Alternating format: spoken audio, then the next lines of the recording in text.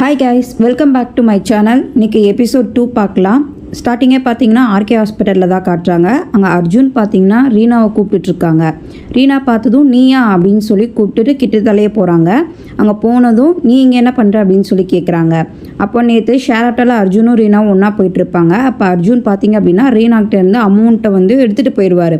முதல்ல என் அமௌண்ட்டை கொடு அப்படின்னு சொல்லி அர்ஜுன்கிட்ட கேட்குறாங்க. அர்ஜுனும் சரின்னு சொல்லிட்டு அவங்களுக்கான ரீனாவுக்கு கொடுக்க வேண்டிய அமௌண்ட்டை வந்து எடுத்து கொடுக்குறாரு. இப்போ ரீனாவும் அர்ஜுன்கிட்டருந்து அமௌண்ட்டை வாங்கிட்டு ஹாஸ்பிட்டலுக்குள்ளே போயிடுறாங்க. ஹாஸ்பிட்டலில் போனதும் பார்த்தீங்க அப்படின்னா அருணாவை பார்த்துட்டு இன்றைக்கி பார்த்தீங்க அப்படின்னா நான் நேரமாக வந்துட்டேன் அப்படின்னு சொல்லி சொல்கிறாங்க.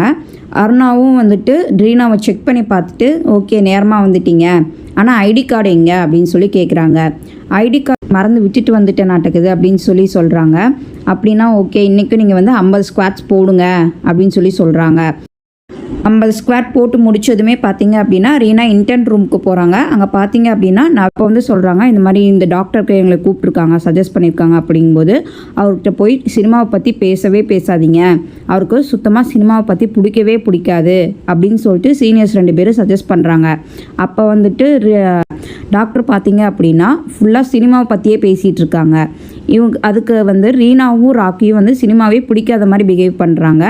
அதனால் டாக்டர் கோவப்பட்டு 2 பேர்த்தையுமே வந்து வெளியே துரத்தி விட்டுறாரு. அப்படியே இந்த சைடு பார்த்தீங்க அப்படின்னா நவீனும் தேஜுவும் பார்த்தீங்க அப்படின்னா ரதி மேம் ரூமில் வந்து ஃபைல்ஸ் பார்த்துட்ருக்காங்க. அப்போ வந்து தேஜு கேட்குறாங்க எதுக்கு நம்மளை வந்து ஃபைல்ஸ்லாம் பார்க்க சொல்கிறாங்க, ஒரு வேளை இதுலேருந்து கொஷின்ஸ் ஏதாவது நம்மளை கேட்க போகிறாங்களோ அப்படின்னு சொல்லி 2 பேரும் பேசிகிட்டு இருக்காங்க.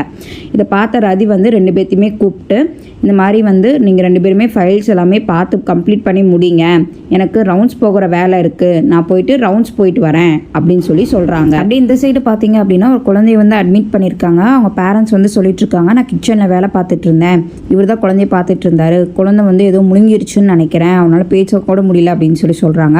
சரின்ட்டு ஸ்கேன் எடுக்க போகிறாங்க.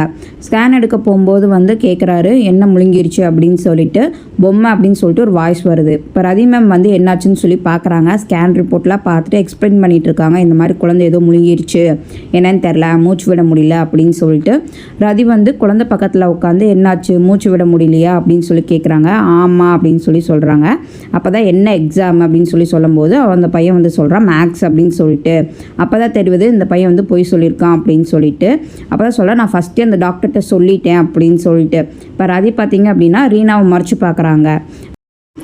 ராக்கி ரீனாவும் வெளியே வந்து பேசிகிட்டு இருக்கும்போது பார்த்தீங்க அப்படின்னா அருணா வந்து கூப்பிட்றாங்க. இந்த மாதிரி சினிமா டாக்டர் வந்து உங்களை கூப்பிட்றாங்க அப்படின்னு சொல்லிட்டு. அப்போ 2 பேருமே போய் சினிமா டாக்டர்கிட்ட வந்து சாரி கேட்டுட்டு என்னை மன்னிச்சிடுங்க, நாங்கள் தெரியாமல் பண்ணிட்டோம், எங்களுக்கு சினிமானா ரொம்ப பிடிக்கும் அப்படின்னு சொல்லிட்டு 2 பேருமே பேசிகிட்டு இருக்காங்க.